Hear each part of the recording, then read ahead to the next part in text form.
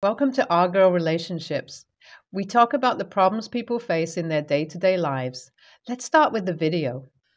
Throwaway because all my friends are on this app. To get a full understanding of this situation, I'll give you all some background. So, Amelia and I have been best friends since middle school, completely inseparable. The kind which teachers, parents, and everyone knew about and would ask if they saw one without the other. I thought this was meant forever. Our friendship and our strong bond would last for life. I found our bond so strong that it felt like it could outdo all relationships, all friendships, and all the relations in existence.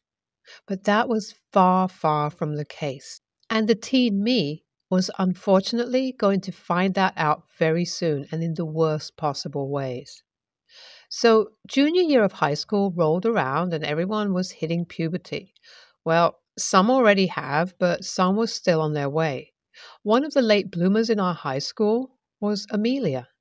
Even though she looked way younger than her age, no one really ever made fun of her or anything, but she was very insecure of herself, understandably so. All of us still tried to uplift her because, after all, she was like the golden retriever of our grade. Always cheerful and bubbly, kind to everyone, smart and full of potential. But like I said, all until junior year of high school rolled around, and it was like Amelia had a huge glow up.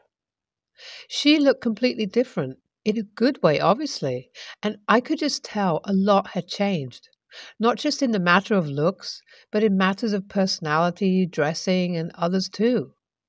Regardless, though, I was very happy for her because she had achieved the thing she wanted so badly. And I thought this would just make our bond stronger. This would become yet another story that we could tell our children about our life. And after seeing her, right after the summer break, my mind became clouded with such thoughts. I was so proud of her. Well, this is when things started looking down for our friendship, subtly. Of course, now that she was all good looking, the popular kids wanted to befriend her. The sports guys who previously made fun of her were now hitting on her. And although I liked how great it made Amelia feel, I couldn't help but notice her distance with me and our small friendship group. I know. All this high school drama sounds too boring for a site like Reddit, but hear me out because things just got worse from down here. Suddenly, she lost interest in our group activities. Baking became boring. Art became boring. Now, the only thing entertaining was partying, which I was dragged to by her. I'd be lying if I denied I felt cool and enjoyed them, but at the end of the day, I just missed my old Amelia. But of course, she was never going to be back, and I guess it was going to take me too long to realize that. So we've graduated from high school and are in undergraduate school now. Thankfully, I don't have to deal with a whole lot of Amelia now because although she's in the same city as me, she goes to a different college and stays around the same clique. Now, this didn't mean that we were no longer best friends, just meant that we had slightly become more distant. And honestly, the fact that I felt relieved from it should have been a huge red flag. But well, it was not, and I continued being friends with Amelia, even though she had become too entitled and obviously lost all of her personality. So we graduated from college as well, and needless to say, amidst all the partying, Amelia has passed with a horrible GPA, which was most likely not going to get her anywhere. Good thing though, because she's had herself covered by dating a rich IT guy. He's as entitled as her, but they seem like a good couple. So I'm happy for them. Around this time, I met my boyfriend too. It was right after graduation, actually. It was the owner of the local Italian place me and my friends went to celebrate. We immediately hit it off and began dating. Let's call him Matteo. Well, soon I also found out that Matteo came from a very rich family. Say, old Italian wealth kind? Yes, I even met his family back in Italy a couple of times. Well, the moment Amelia and I graduate, she's flown out to Europe by her boyfriend, and it's like she's completely disappeared. I try to call and text her, but no response. Hell, even her parents don't know where exactly she is. Eventually, I just get fed up with trying and let go. I do hear back from her eventually, right after about a year of me and Matteo dating. She calls me to inform me that she's returning to the USA with her boyfriend, and that was it. After that, I didn't hear from her for another year. On the other hand, Matteo and I are having completely different problems, ranging from all sorts, communication, trust, and everything in between. We spend a year amidst this mess until it happens. Amelia suddenly reaches out to me once again. She's crying and kind of a mess, telling me how her boyfriend broke up with her and how much she loved him. Apparently, he threw her on the streets after he found another girl. My best friend instinct started buzzing once again. I knew she wasn't in contact with anyone, and by the way she made it sounded like her boyfriend had manipulated her into cutting us all off. So I made the biggest mistake I could make. Let her into my house. The first month goes smoothly. Hell, the communication between Matteo and I became better within this month. I was happy. Amelia seemed happy, and so did her parents. Everything was good. But then it hit me. I was out to get groceries one day, and I got inside my home with my keys instead of ringing the bells like usual. That is when I heard Matteo gaming with his friends and talking all sorts of smack about me, that too very confidently. Talking about my looks, my insecurities, my deepest secrets, and making me break every way possible. I was so devastated that I dropped all the groceries in my hands, causing him to look over at me, and he had no expression on his face. Not a sense of fear, anger, nothing. I knew at that moment our relationship was over, and he told me so. I was devastated. I immediately packed up my things and left while Amelia stood there looking at me as Matteo berated her, telling me how he could do so much better than me. The very same day, I saw the Instagram post made by Matteo declaring his relationship with Amelia. My heart broke into pieces, but that wasn't all, though. Right as I woke up the next day, well, got woken up by my friend, to be specific, to look at the news, I was dumbfounded to find a picture of Matteo and Amelia on our local news channel. The reporter talking about how Matteo and Amelia had stolen a gold ring from the local jewelers and was caught on camera. I was astonished. I mean, I didn't know what to do. I knew my phone was going to flood with texts at any point now, and I shut it off. Unsurprisingly, I did see a text from Amelia's dad, who was berating me for not looking after Amelia well enough. WTF? I have shut my phone down ever since. I have no idea what to do. AITA? All of you were right. I needed to turn my phone on and confront the situation. As soon as I turned on my phone, it was full of a million texts, not just from Amelia's parents, though, but my own parents too, all talking about how disappointed they are in me. This was all within the span of a couple of hours. BTW. So I was even more confused. I first decided to call up Matteo's brother, who had left me a couple of voicemails asking me if I was okay and telling me that he had a lot to say to me. What a kind soul, honestly. I immediately decided to ring him up. Unfortunately, he was unavailable to answer currently. I think I'm going to put a hold to reply to Amelia's parents and my own until I understand the extent of the situation. We'll update you all next. Thankfully, Louis, Matteo's brother, contacted me back soon after and explained to me the entire situation. And, oh boy, was it a lot. He started off by telling me that the moment I left the house, Matteo called Louis up to ask him for money to buy a gold ring because apparently he was going to propose to me. His family was delighted to find this and started pressing on him to find more information.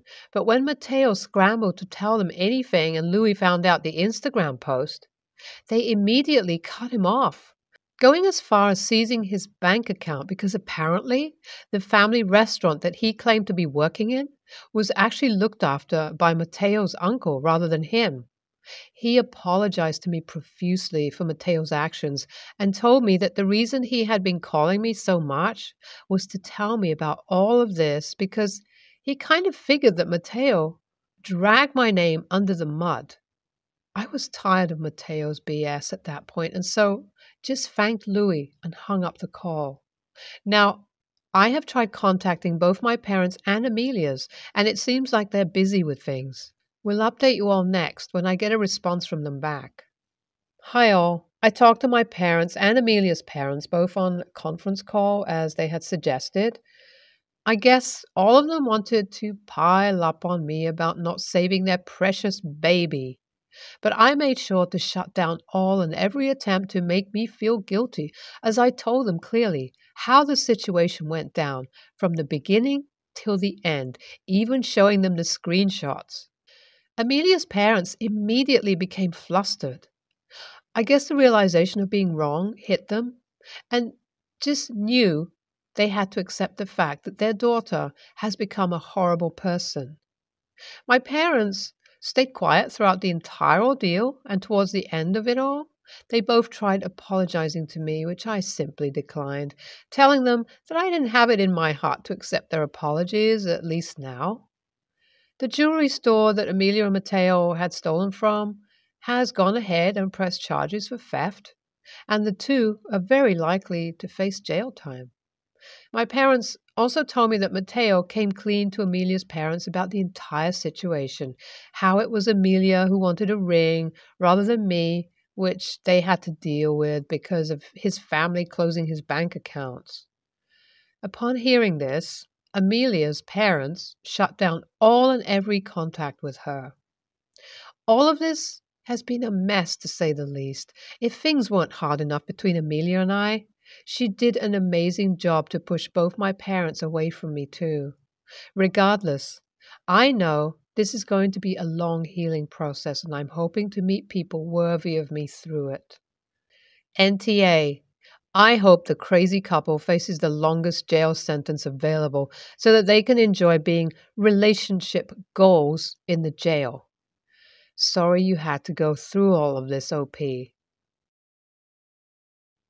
Hi, I'm not American. I, female in my early 20s, work two jobs. One of them is a corporate job in the industry I specialized in after uni in the morning. The other is a teaching job in the afternoon.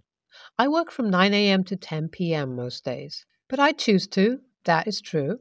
My goal is to save up and buy a parcel to build on eventually. My dad has been unemployed for around a decade, and he has taken up the role of stay-at-home husband, but does very little chores and never cooks. I don't have any say in this because my mom asked me to stay out of their marriage arrangements, and so I do. Yesterday, my aunt, Dad's cousin, and her husband were at my parents' house, and so was I. I live here. My aunt was flattering me and telling me how hard-working and responsible I was, to which I replied with similar compliments for her children. My dad went into the conversation and started to underestimate my efforts, saying how easy both my jobs were and how unworthy of any compliments I was for it. I politely cleared that they weren't all that easy and that they were meaningful to me and, of course, tiresome to me. I said, of course, my jobs were more comfortable than agriculture or warehouse working, some of the jobs he worked in the past, but they are equally as important. He got ruder and started saying I only knew how to whine, and that working two jobs has no merit. He also added that I didn't even make a lot of money, and I refuted that I make fair money. I got offended and said he shouldn't be the one to speak, given I work 2 jobs and he works 0, and my salaries pay for a lot of our household expenses, more than is strictly fair. He said he keeps the house, and I said I do way more chores than him, as well as my mom. I dropped it and changed the topic after my aunt started scolding him for not appreciating my efforts. Later on, he screamed at me and called me an AH for defending myself and humiliating him in front of my aunt by saying he doesn't have a job. He said it is normal to talk bad about your own children's accomplishments, and I should have taken it. AITA? NTA, your father is definitely the AH and ungrateful for your hard work and contributions to the household. I'm glad your aunt scolded him for berating you. I don't want to excuse his rude behavior, but I wonder whether he might be depressed and have low self-esteem. When I was laid off from a job and unable to find a new one for a long time, I felt extremely depressed. Also, in some cultures, there are superstitions about praising a child because it's considered bad luck. Could this be the case in your family? It doesn't excuse the behavior, but might explain it.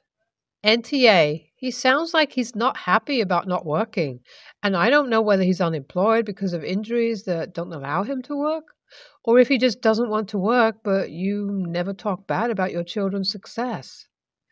You should want your kids to excel. Typing this before going back to work for an overnight tonight, and I try to bust my butt, mainly so my kids can appreciate hard work, but also strive to do better than me when they get older, like finding a good paying job that doesn't basically require overtime to make money. I would never see my kids more successful than me and be jealous or project insecurities about not being as good. My mother, S, retired a couple of years ago and has taken up flipping things on eBay or Depop as a hobby. She does not do this with the intent to hit it big. She just enjoys the hunt and running into cool pieces. Usually she finds these things in estate sales, thrift stores, etc. If she sees something she thinks I will like, she'll send it to me. A month or so ago, she found a beautiful space-age style lamp at an estate sale in rural part of the state she lives in. She paid something like $200 for it and sent a picture of it to me, as she often does. She's an avid viewer of antique roadshows and had a hunch that it was worth some money. The lamp fits the mid-century modern style of my apartment, and she brought it to me when she visited my city the following week. Not a week later, a post appeared on the Facebook page my mom found the estate sale through from the family that hosted the estate sale. It was quite a sad post mentioning that the lamp was an heirloom and had been accidentally sold by the contractor they used to run the sale. They offered a cash reward for the return of the lamp. Naturally, after seeing this post, we did some research and found out that the lamp was worth several $1,000s. Although I did love the lamp, I have a good amount of car debt that the sale would essentially clear out. After some deliberation, me and my mom decided to sell it, and we split the profits in a way we found equitable. Soon after the sale, my mother was messaged on Facebook by someone accusing her of being the one who bought the lamp. My mom is relatively unique looking, so we figured they had scanned the Facebook group for someone matching her description. The message was kind but pleading. We have not responded. The message the family sent went like this in a nutshell. We believe it was you who bought our lamp. We would appreciate opening a conversation about returning the lamp for our discussed reward. We hope you have not decided to sell the lamp, but if you already have, we do feel entitled to some of the money, so we can hopefully buy it back. AITA? For keeping the lamp profits?